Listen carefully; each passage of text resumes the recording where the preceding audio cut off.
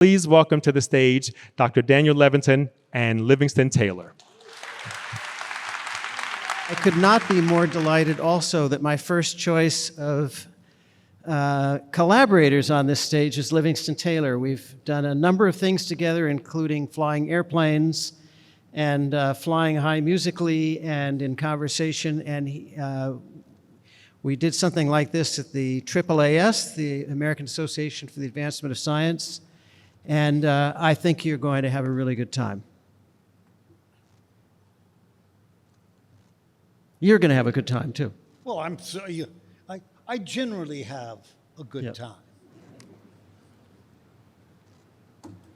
Are you ready for me to play something, or you want to throw a note? Would you like me to, where would you like this to go? It would be lovely if you would open the session with a song for us. All right, I can do that.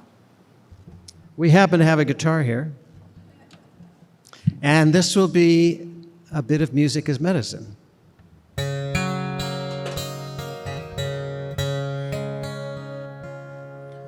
So what I like to do is to play this guitar and watch the notes land.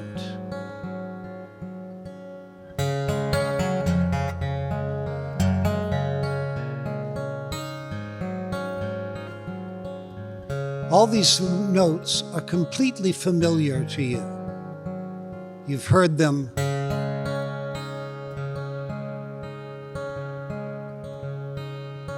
hundreds of thousands, millions of times.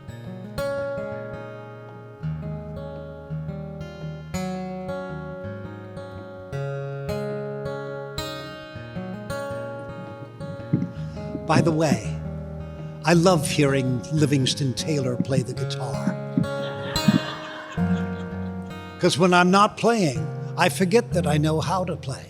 And all of a sudden, I pick it up.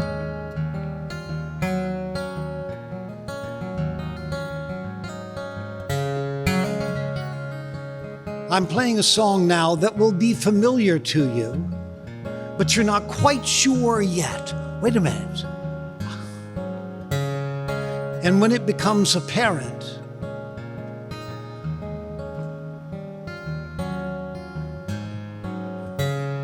the familiarity will make you think you're smart. And you want an audience to feel good about themselves if you expect them to come back and pay money to see you again. They are smart. They're at the Boston Museum of Science.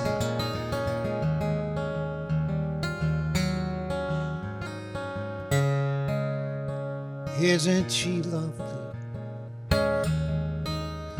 Isn't she wonderful? Isn't she precious? Barely 1 minute old. I can't believe what God's done. Through love, He's given life to one so very lovely, made from love. Oh, isn't she lovely? Made from love. Isn't she lovely? Made from love.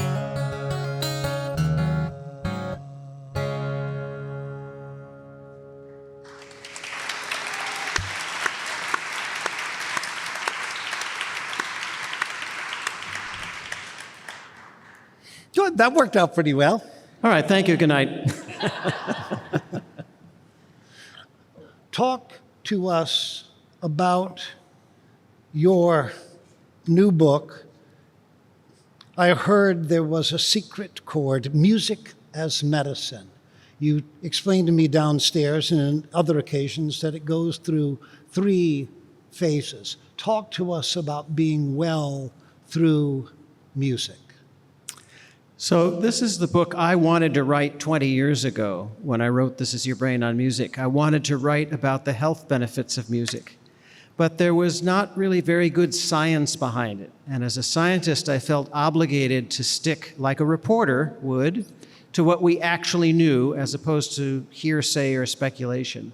So I ended up writing a different book. And a funny thing happened on the way to 2024, which is that a whole bunch of research got done, most of it in the last 10 years. And sadly, most of it hasn't trickled down to the average reader.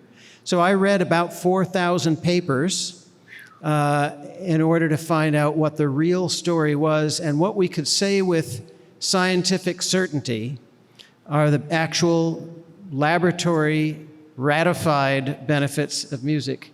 And one of the big ones, as Michael was saying, is wellness. What if we could do things that would prevent us from getting sick in the first place, so that doctors aren't playing catch up with our bodies? Instead, we just are situated in our lives that our immune system is stronger. And one of the big findings that I report in the book, and that's come out of the peer-reviewed literature, is that if you listen to music you like, put an asterisk there, and I'll double click on it in a minute. If you listen to music that you like, it increases the production of immunoglobulin A, IgA, which helps to fight infections of the mucosal system. Music you like also boosts natural killer cells, NK cells, and T cells, sending them to the site of an infection. So if you could have a stronger immune system, that seems like a good path towards wellness. Now, the music you like part, when we talk about music as medicine, one of the questions that I've been working with the National Institutes of Health for the last 9 years, and more recently with the White House Science Office on a series of initiatives to separate the research wheat from the chaff. What is it we really know? What do we not know? What can we promote to insurance companies, to public policy leaders, and hospitals and clinics? And this immune system is one of the big findings. And the other big finding is that music boosts serotonin levels, which help to raise mood. And generally speaking, if you're in a better mood, you're better equipped to avoid getting sick in the first place. Now, the music you like part, the NIH and the White House Science Office are saying, well, what does a music prescription look like? You know, is it going to look like, oh, you're depressed, take 2 Joni Mitchells and call me in the morning? No. You want to work out, put on some Van Halen? No. It doesn't work that way because our musical tastes are very idiosyncratic, subjective, and personal. So the music that you like is probably not the same as the music that someone else would like, and so what works for you is not necessarily what will work for someone else. There are some songs that we know of that work maybe 75% of the time to relax people, things like Trois Je n'Apedi by Eric Satie, or Adagio for Strings, but they're not perfect. Everybody has their own musical taste. And the great thing about being a songwriter is that you can write the song to cure yourself. You can get yourself into a particular frame of mind and then sing your way and write your way out of it. And music has been that for me my whole life, as it has been for you. Do you have one of those for us? This is a song I wrote. Generally, when I write a song, to Dan's point, I need to heal myself. Now, one of the very difficult things to do is to play a song that nobody has heard. Obviously, they've heard the notes, but if I'm playing Isn't She Lovely by Stevie Wonder, that has a familiarity. So if I'm doing a song like this, one of the things I like to do for an audience is I'll say about this song, I had this melody, and it's a fairly complicated melody, and so I thought I'd write a simple lyric. And I fell on that phrase, never lose hope. Never lose hope. Oh, picked up that pencil and a piece of paper, and I was on my way, not realizing, of course, how much hope I would need to think I could rhyme the word hope through an entire song. You can do it till the dream comes true. You can do it till the sky goes blue. I know it's dark, but in your heart there's a light that will see you through. Here's a melody to help you cope, even when you're at the itty-bitty end of your rope. Jump up, join in again, shoulders up, stick out your chin, elbow grease and soap. Oh, never lose hope.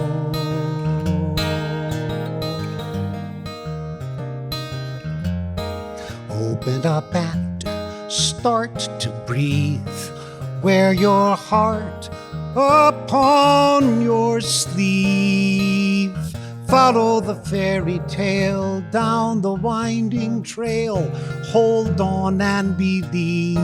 Show them all what you're of. That the only choice is love. And if they ask if you're afraid not to join the big parade, you can just tell them, nope. Oh, never lose hope. The new year starts tomorrow, and the past has done its worst. No need to hide, the world's so wide. Water for your thirst. Hey, even Boston lost its curse. They hate that line in New York. Saddle up and start to ride. Giddy up, you found your stride. Gallop away on this beautiful day. It was all inside. You toughed it out and made it through. And you stayed true to you. You're on the other side. You left behind your foolish pride. Your name's in the envelope.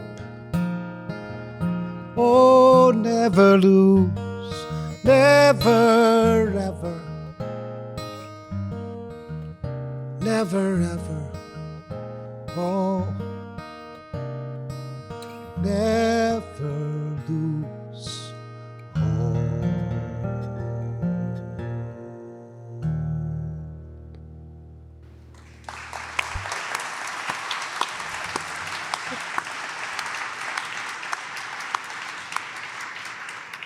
That was wonderful. Talk asked about healing, brother. Yeah.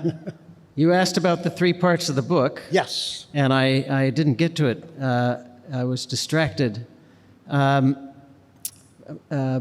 talking about wellness. So the three parts of the book really are, the first third of the book is kind of an update on what we know about music and the brain, what's changed since This Is Your Brain on Music. But you don't have to have read that book in order to make sense of this one.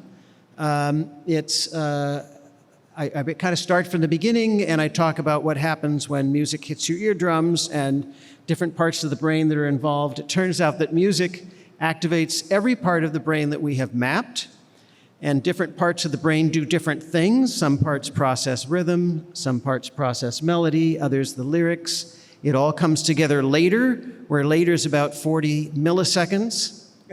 I'm in the Museum of Science, so I can throw around terms like milliseconds.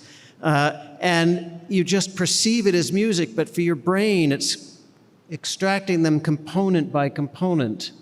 And so it means that if you've got a rhythmic disorder, such as a movement disorder like Parkinson's disease, it's the rhythm of the music that helps you.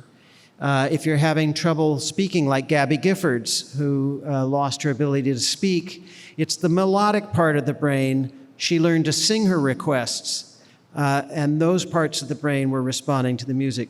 When she couldn't speak after being shot, she learned something called melodic intonation therapy, developed here in Boston by Gottfried Schlag at Harvard. And she would learn to initially to say things like, "I need a glass of water, take me to the bathroom." Whatever it was that she could sing, eventually that leveraged existing circuits, and she can now speak perfectly normally. That's melodic intonation therapy. Second part of the book reviews the evidence for various disease, injuries, disorders, pain management. And then the final third of the book grapples with the question of how can music do all this? And I can't say it any better than one of the early readers of the book did, Paul McCartney, who writes, "For many years I have wondered why a bunch of frequencies organized into a piece of music has the ability, even without words, to make the listener cry and become emotional. Why is that? It's just it's just a bunch of boop, boop, boop, boop, boop. You heard all those notes that Livingston was playing, but in a certain order, they can make us cry, they can make us laugh, and it's a real interesting phenomenon. And to give away the punchline, I think it has to do with the fact, on the one hand, music is very personal in a way that most other things aren't. Look out at the room around you. You see microphones, you see a shirt, a jacket, a bow tie, a straight tie. You see these blue lights. What you see in the world feels like it's out there. But when you listen to sound, it feels like it's in here. It's a fundamental difference in the way our sensory receptors are wired to our brain. And music, even more so than speech, sounds like it's inside your head. There ain't nothing more personal than that. And then music is, generally speaking, intentionally ambiguous. When Livingston played those opening chords, I imagine that each of you felt a slightly different emotion. Music is the language of emotion. It can convey thoughts and feelings we cannot put into words. Music doesn't represent the world like language does. As Wittgenstein mused, music is the world. Sorry, not Wittgenstein, Schopenhauer. Schopenhauer said music is the world. Music is reality. It's not standing for reality. And so the inherent ambiguity of chords and notes and rhythms and even lyrics mostly are more like poetry than they are like reading a legal document. They're intentionally ambiguous so that you can read into them some personal story. One of my favorite lyricists, present company accepted, is Donald Fagen, or the team of Donald Fagen and Walter Becker. Another is Bob Dylan, of course. And the three of them write in such an open-ended way that anybody can read into it anything they want. As Dylan wrote in his memoir, "I write out of both sides of my mouth so that anybody who holds any view can find themselves in it." And that's what music does. It allows us to project ourselves onto it. It projects itself onto us. Moving guitar in motion. You want me to play something? Yeah, that's why I...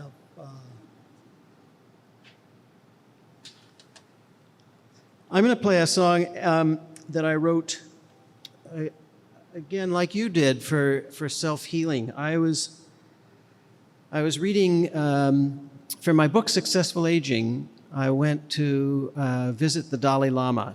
I was interviewing people who were older and accomplishing great things at an older age. He was 84 at the time we met. He had just published his 125th book. I'll confess to you here that I haven't read all 125. But I was reading him, and his whole idea of gratitude meditation, of being grateful. My colleague Danny Kahneman, who passed away recently, used to say, the happy person is the one who is satisfied with what they have and not focusing on what they don't have. That is the secret to happiness. And of course, it's difficult. I'm looking at colleagues who publish papers, more papers than me, or who sing better than me, and I think like all, it's a part of the human condition to sort of only with effort be able to look on the bright side. And so I wrote this song on my way in the airplane, actually. I wrote the verses, and I got stuck, and then after spending an hour with His Holiness, the chorus just came to me all at once. This is the fastest song I ever wrote. 5 minutes on the airplane, 10 minutes back in the room.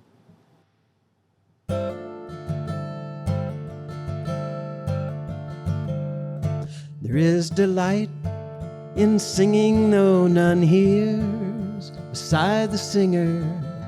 There is delight, there is delight. There is delight in praising, though the praiser sits alone, and though the praised far off from him, there is delight. All that came before us is just light, and so despite the pleas and pleasantries, we take the night. Warmer climes give brighter plumage, softer winds the breeze of alpine heights. You spread your wings to find what's right. The siren sings, the ship's at sea, though none hears beside the mast. There is delight, there is delight. There is delight in facing life, delight in cursing death, and though the body is at sea, there is delight. All that came before us is just light, and so despite the pleas and pleasantries, we forge the night. Warmer climes give brighter plumage, stronger winds the breeze of alpine heights. You spread your wings to find what's right. There is delight in calling out your name, though you're not here beside the singer. There is delight, there is delight. There is delight in ties that bind, delight in knowing we are one, and though we are lost, there is delight. All that came before us is just light, and so despite your pleas and pleasantries, we forge the night. Warmer climes give brighter plumage, stronger winds the breeze of alpine heights. You play the strings to find what's right. You play the strings to find what's right. You play the strings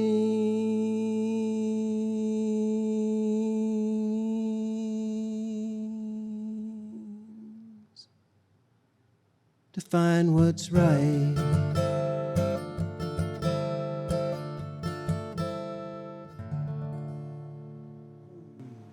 Yeah, beautiful. Thank you. Yeah,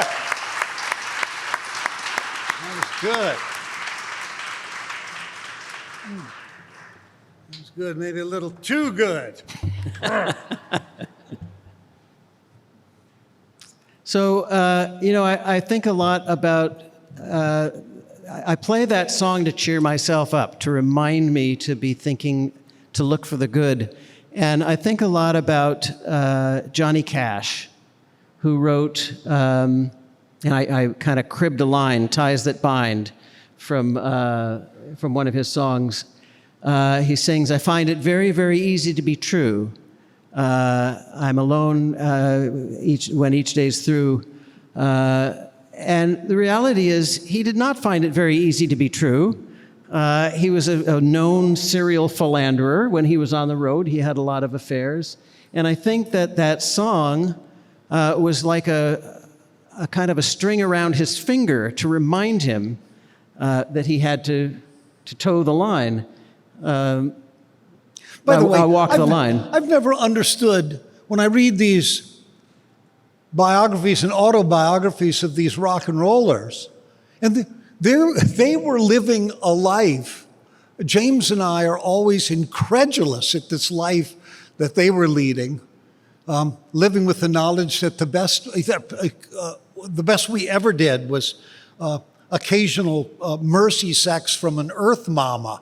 And these guys are just having these raucous rock and roll lives. Oh, well, so I just want you to know that not all rock and roll lives are led as Johnny Cash. But I think the interesting point is that art is aspirational. So Johnny Cash wrote "I Walk the Line" as a reminder, as a string on the finger. John Lennon, who was we discovered was a famous hoarder, wrote "Imagine No Possessions." There's this aspirational aspect to it. And for me, it was to try to remind myself to find the good, to see delight. And if I'm praying or seeking something and I don't get an answer, that's normal. Yeah, nice. Tell me, if you could. I can? Go. Oh, are you going to play something again? No, I can play, or no, I'm just setting up. You're just getting ready. What? You're getting ready. You don't like Yeah. my capo, you're using your capo. Well, your capo is nice. It's got a string tension.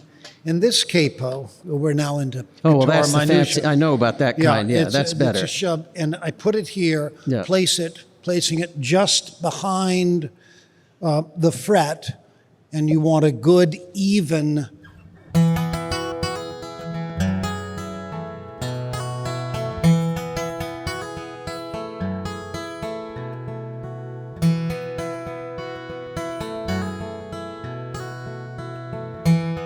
A song by Carole King and Jerry Goffin. And again, it's a song that you've heard forever. But I was listening to an oldies station. Aren't they all these days? And I heard this song, and it was just so beautifully assembled, so technically written, but with just a great idea. Where Carol and Jerry wrote, "My tears are falling 'cause you've taken her away. Although it really hurts me so, there's something that I've gotta say.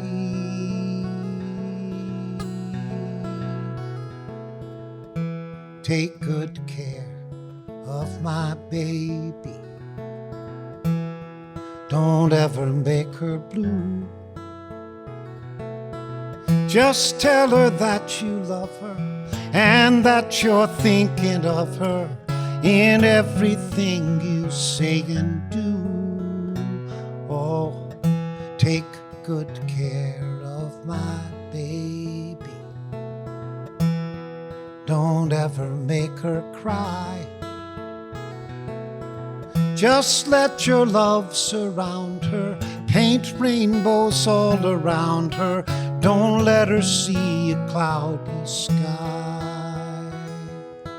Once upon a time, that little girl was mine. If I'd been true, I know she'd never be with you. So take good care of my baby. Be just as kind as you can be. And if you should discover that you don't really love her, send my baby back home to me.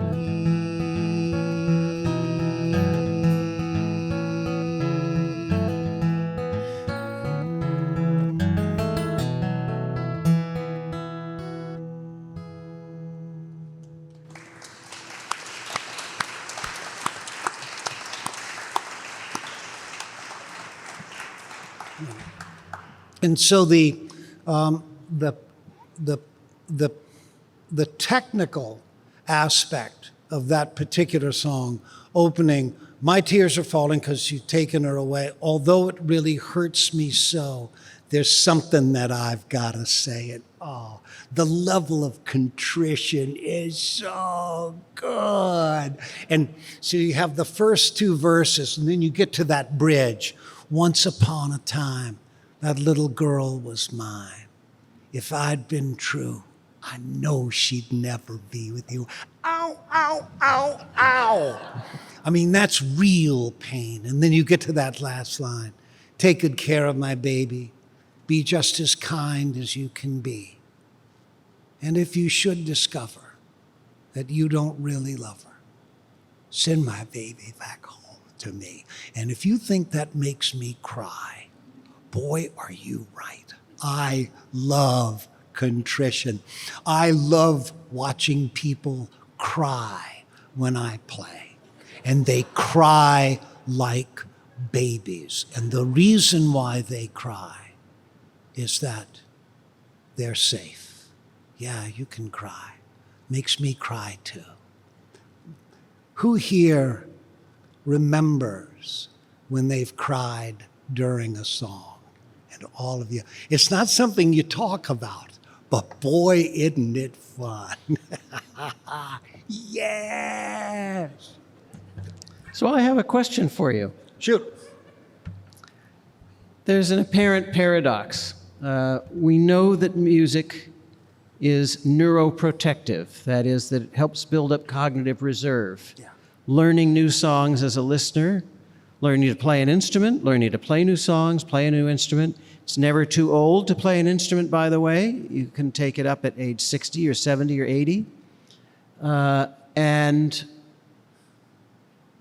if music has all these health advantages, lifting your mood, helping you with your immune system, it eases pain. By the way, my lab was the first to show that when you listen to music you like, again, personal, music you like, your brain produces its own opioids, just like the pills that people got addicted to, but internal opioids, and not in enough amount, not in sufficient amount that you would become addicted to it, but sufficient amount that it can ease pain.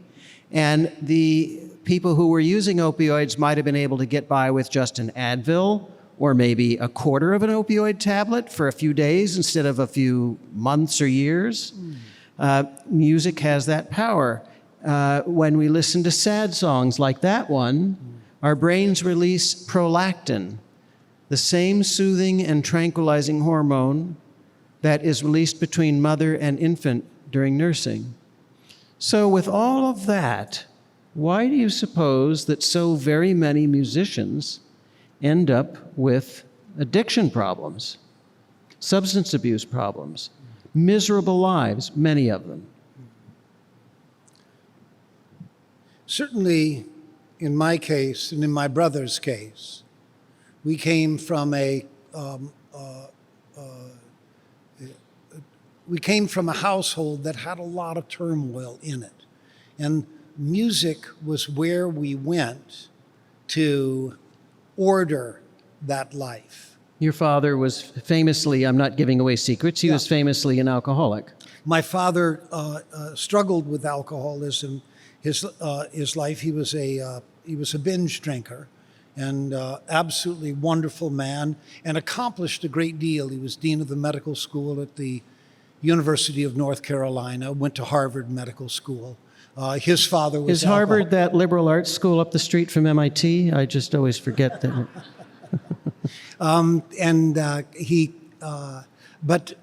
He struggled and by the way, my brother James, my sister Kate, and myself are all many decades alcohol and drug-free, with the awareness that it runs in our family. And our oldest brother died of alcoholism. And so some people, I'm not telling anybody here who doesn't have endless stories of their own about this, but the idea that of getting to the other side. But to that end, one of the things that people really don't understand is the absolute unexpected isolation of celebrity. Celebrity is very, very tough. I'm often asked as a pilot, what happened to John Kennedy Jr.? Why did he die in that plane? And the problem is that celebrity warps reality. You think it won't warp reality, but it does warp reality. And the isolation, generally for sports figures, they come out of a team circumstance which has got a lot of infrastructure in it. You know, you're a 23-year-old kid. My brother's 23, releases Sweet Baby James, and it's a monster record. I remember going to Boston Garden. James was playing there, and I walked in the back, and then I walked from backstage into the stage area. And I looked up, and it was sold out. And I remember thinking to myself, whoa, this is enormous. And it's out of the norm. And so a Jimi Hendrix, a Janis Joplin, listen, these people aren't taking opiates to get high. They're taking opiates to self-medicate and to try to figure out where to be. Self-medication is enormously dangerous. And my brother, mercifully, was able to make it to the other side and has enjoyed many decades, as I said, of sobriety and real joy in that sobriety. But it's so, if you are an amateur musician, congratulations. Making a living with it is a very different, it's a different animal. And, it is. So the evidence is that being a musician is neuroprotective, it's healthful, it's good for your brain. Being a professional musician, a little riskier. Livingston talks about the isolation of celebrity and the feeling of intense loneliness. So loneliness doesn't necessarily mean being alone. Often one feels the loneliest when they're in a crowded room and they don't feel that they're connecting with anybody. And I've seen this happen so many times, as have you, that when somebody meets a celebrity, particularly a rock star, somebody they've been listening to for years and feel that they know, they just sort of become inarticulate and fawning, and in trying to build a connection with their hero or the person they're a fan of, they actually put up more of a barrier when in reality that person just wants to connect. John Lennon was very, very good at this. A friend of mine told me a story that he went to Lennon's apartment at the Dakota to do artwork for the Double Fantasy album. And when he showed up, he was just shaking, meeting John Lennon for the first time. And Lennon said, "Goob, goob, bajoob," and from Why I'm the Walrus. And it just immediately broke all the tension, and they got along famously. Lennon said, "Goo goo bajoob, let's get to work." So, but more often than not, they don't teach you in celebrity school, whatever that is, how to put people at ease, and you feel ever more isolated. And you add to that the pressures of touring, late nights, you're out of sync with the rest of the world's clock. You're on a high from an audience, hopefully, if the performance went well, or you're self-flagellating if it didn't. And then you get back to your hotel room at midnight and you can't get to sleep, and what are you going to do? And so, yeah, professional musician is a little riskier. That's the paradox. But how long have you been sober? I haven't had a drink or a drug in 34 years or so. Yeah.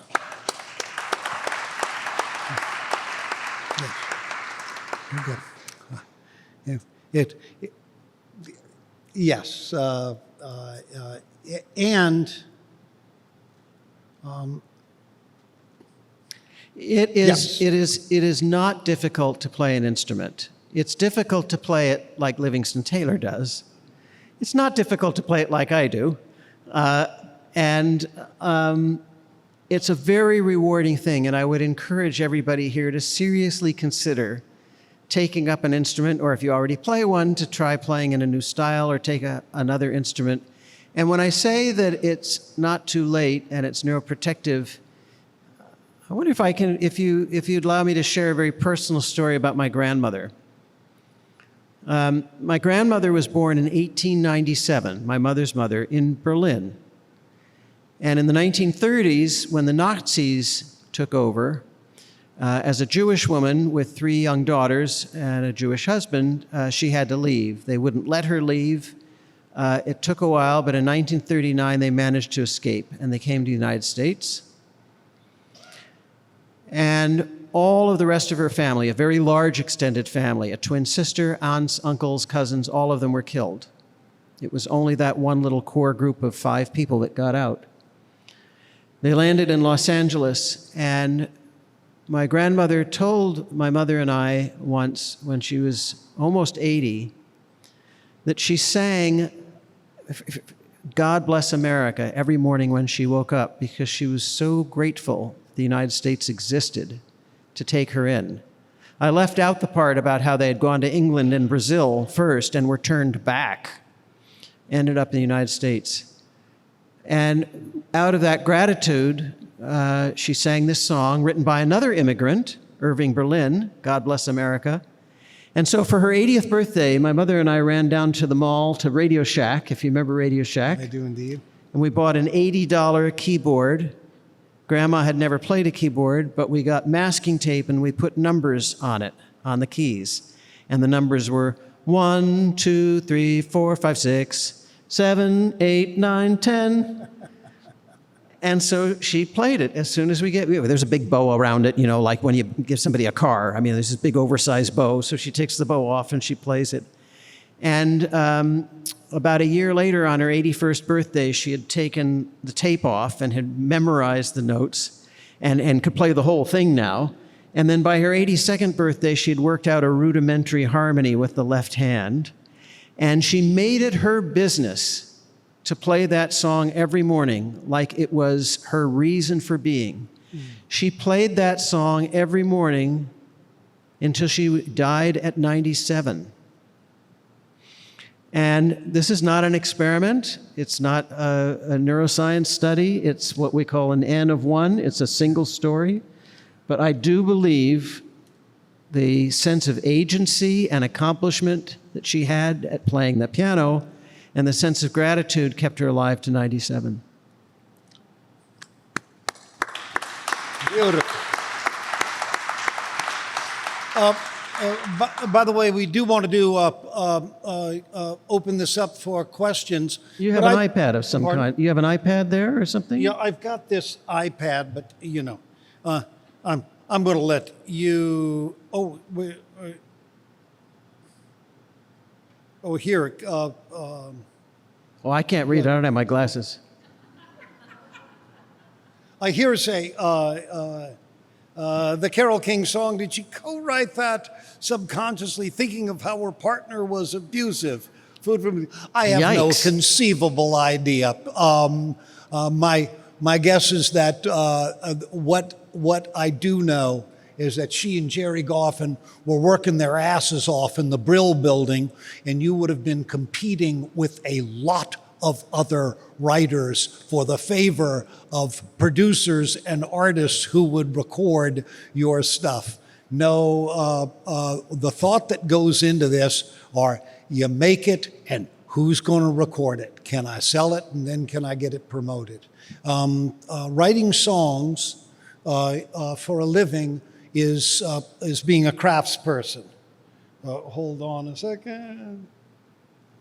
While Livingston is looking, It's funny. I'd like to mention just in the theory of, along the topic of self-healing, many of us don't know, are ill-equipped to handle pitfalls. Many of us don't know how to respond when things go well either.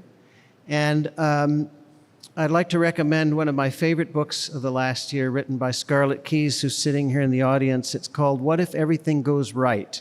And it's a wonderful, short book about self-healing through the darkest times of a life, and it's very inspiring. It's a wonderful book. I hope that all of you will buy it.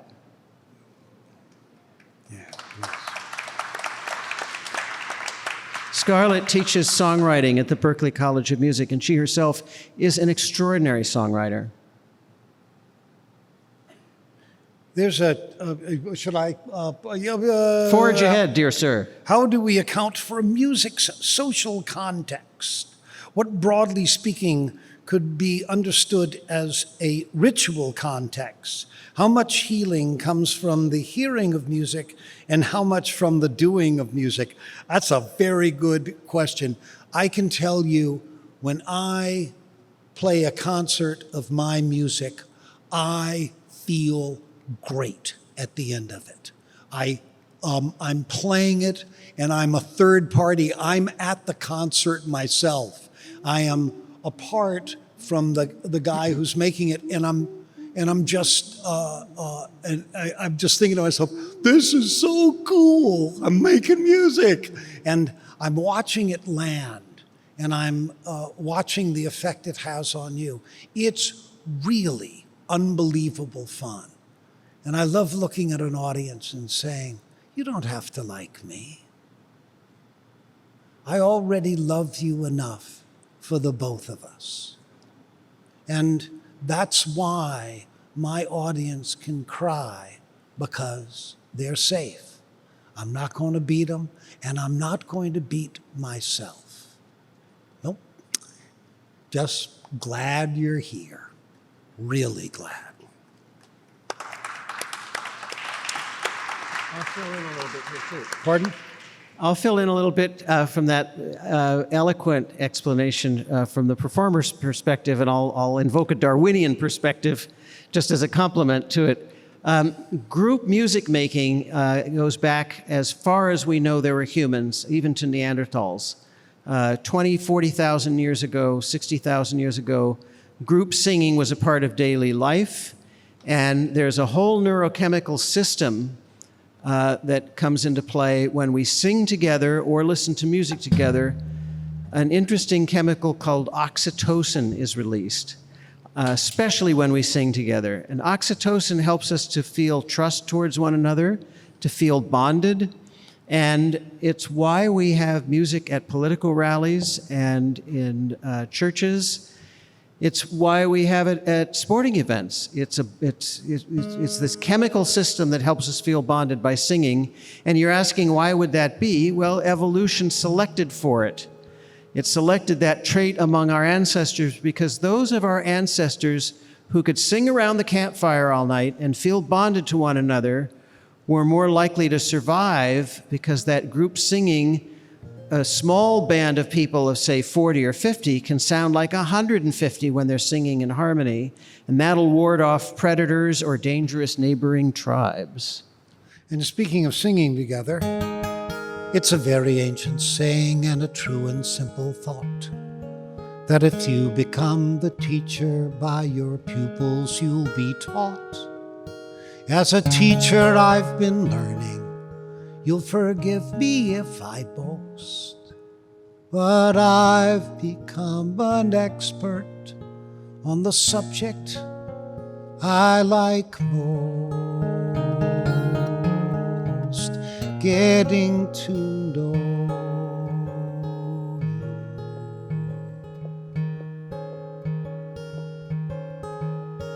you, getting to know you, getting to know all about you. You can be louder. Getting to like you, getting to hope you like me, getting to know you, putting it my way but nicely.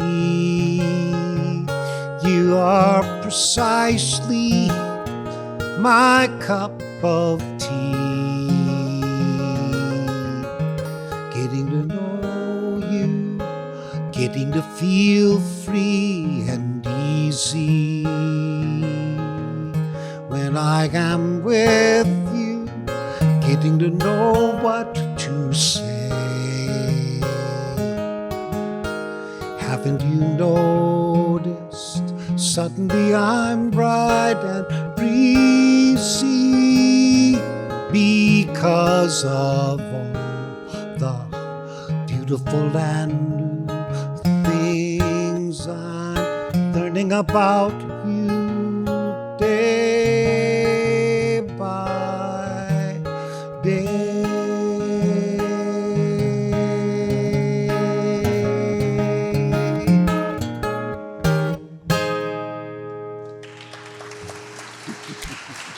Nice, guy. You want to favor us with another? Oh, do you have? I'll see if I can read this. Maybe if I enlarge it, I'll embiggen it. Do you think that it is possible for some people simply to not be able to connect with music entirely? I believe that my rhythm gene is broken.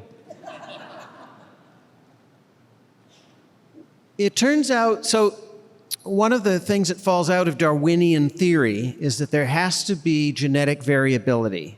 If there wasn't random mutation, random variability, we could all be felled by the dengue virus. You know, what happened to Anthony Fauci, we could all be dead from one virus. And so there's genetic variability. Each generation, there are copying errors, there are mutations. This is a fundamental principle. And so most of these mutations and copy errors don't have any noticeable effect. Every once in a while they do. And so we believe that about 10% of the population does not like music. And if it seems like that's a high number, it's because they've learned to keep their mouths shut about it, because the rest of us look at them askance, like, what's wrong with you? Yeah, but about 10% of the population don't like chocolate. Hard to believe. Yeah. But, there are these individual variations, and so, yes.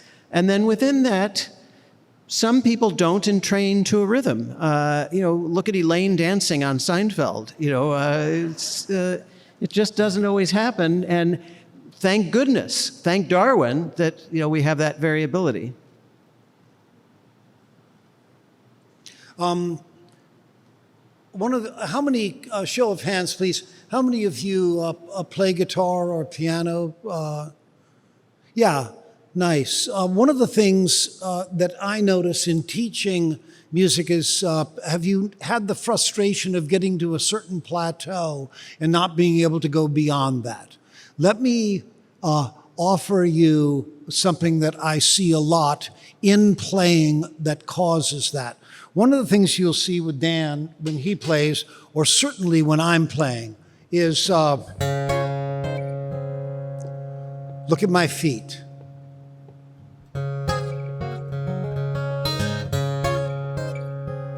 If you don't internalize time, the problem is that your guitar can never get out of its way. I don't have to play. I'm always right there. And this, if you internalize your time, 1, 2, and I walk around in a groove all the time, and I have since I was a little boy. Just when I walk through at the airport through the security, I bust a move. So, and the reason, another thing that happens if you haven't internalized your time is that people get sick of hearing you play because it never stops. You're making noise at them, but you're not allowing them to talk back to you. And then you just start, let's go fly. I've learned how. Stick out your arms, run real fast. Pick up your feet and wow. We're headed for the blue, but things get clear. And that special place we tried to find is somehow oh so near. What a way to be with you, hand in hand above the clouds. I have loved you quite forever. Now I'm saying it right out loud. What a kick to open our eyes and watch the world go drifting on. Slap my seat, wiggle my feet. With you I belong.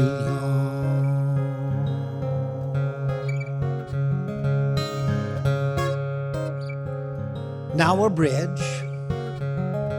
Sometimes my students say, I don't want to write a bridge, because bridges are very hard to write. Carole King always writes a bridge, but that's because she was fired in the crucible of having to sell her work to cranky producers. Oh, your touch is magic. Oh, your voice is music. Your easy smile reminds me I'm okay. And your eyes are clear and bright, filled with joy and light. And I cannot wait to know where our love will go today.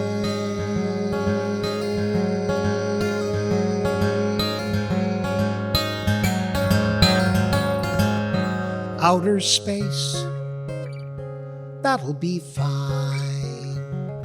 We'll kick it right up to the speed of light and drift back to the time before we met. Before I knew that someday I'd see you smile and my life would all be new. Weightless when I'm in your orbit, gravity when you are near. I have loved you quite forever. Should I tell NASA that you're here? Voyager took a left at Pluto into the dark of the great beyond. Tag along and find new stars. Darling, where you are, I belong.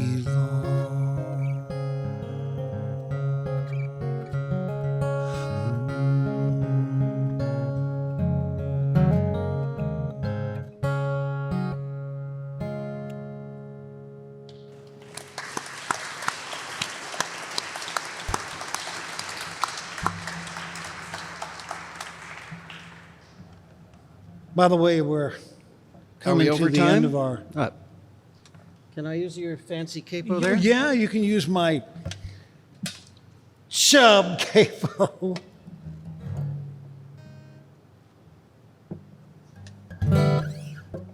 You may want to tighten it ever so slightly by the screw, unless you've got the tighten it first, and then yeah, a little tightening, and just a little bit.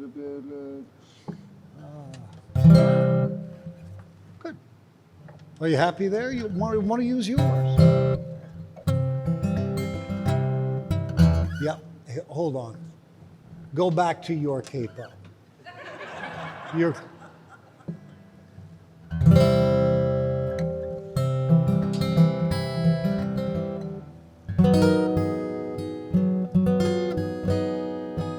Are you going to start playing those hippie chords? All right. I call those marijuana chords.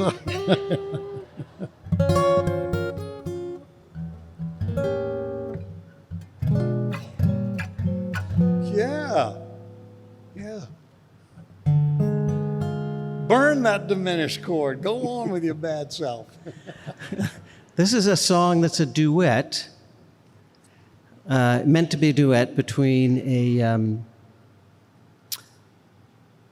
a waitress at a diner, a truck stop, and a truck driver.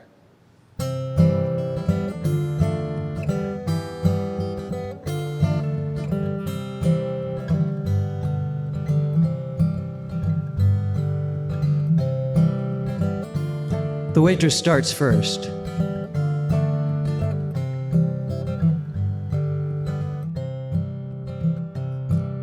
Standing at the counter of the Digby Cafe.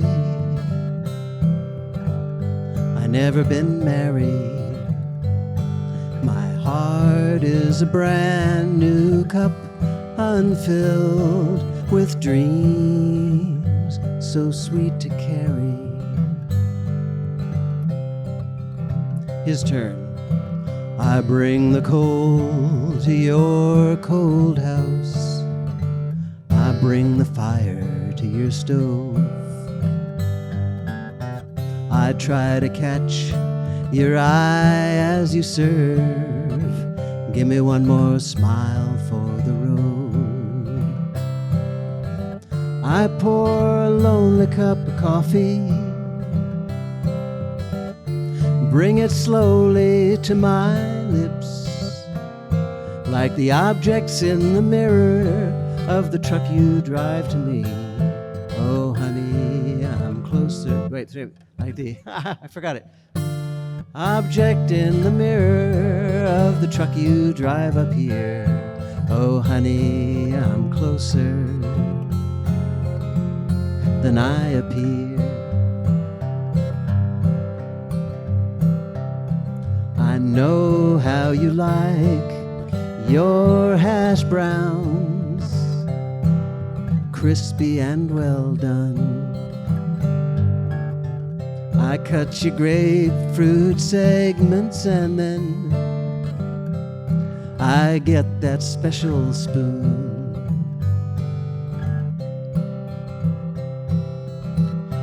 You deserve a perfect man, one who won't drink or fight. But life's a burned out cigarette, and we all could use a light. I pour a lonely cup of coffee, bring it slowly to my lips, like the objects in the mirror of the truck I drive up here. Oh, honey, I'm closer than I appear.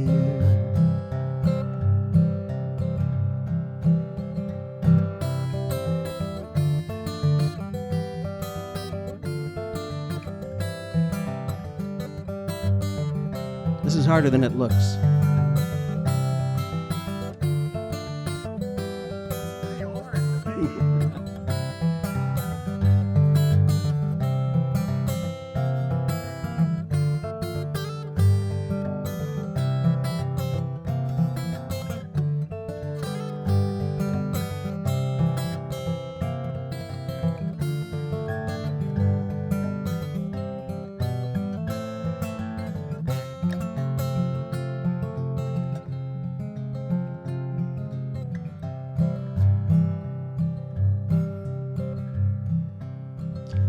Morning in May, as the roosters crowed, kitchen broke out in a fire.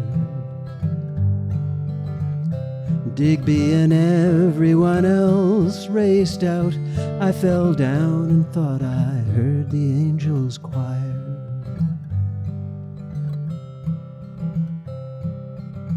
I ran to her, held her high across my chest, laid her down outside and kept her from the wind. Cradled her head gently in my hands. Her eyes were closed, her breathing thin. I poured a loving cup of coffee, raised it slowly to her lips. And as she raised her head, her eyes were bright and clear. She said, honey, I'm closer than I appear. We both said, honey, we're closer than we appear.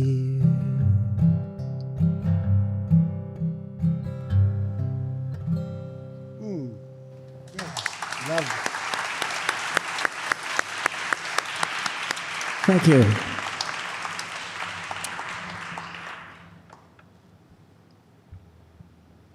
Well, how are we doing on time? We are well over our allotted We're overdone. Thank you so much for coming. Thank you, Livingston Taylor. Good. Now there's a reception. There's a reception. Livingston Taylor, by the way, has about 25 CDs out. Yeah. Right? Yeah, I'm up. I'm as easy to find as trouble. All you have to do is just, hey, play some Livingston Taylor, and there will be just an unimaginable onslaught of very good ideas and peppered with some really terrible ideas. And he has a wonderful book for those of you, most of you are musicians. He has an amazing book on performance, the art of performance, that spurred one of the most popular classes at Berklee College of Music of all time. And the book, I come back to it every few years because there's so much wisdom in it.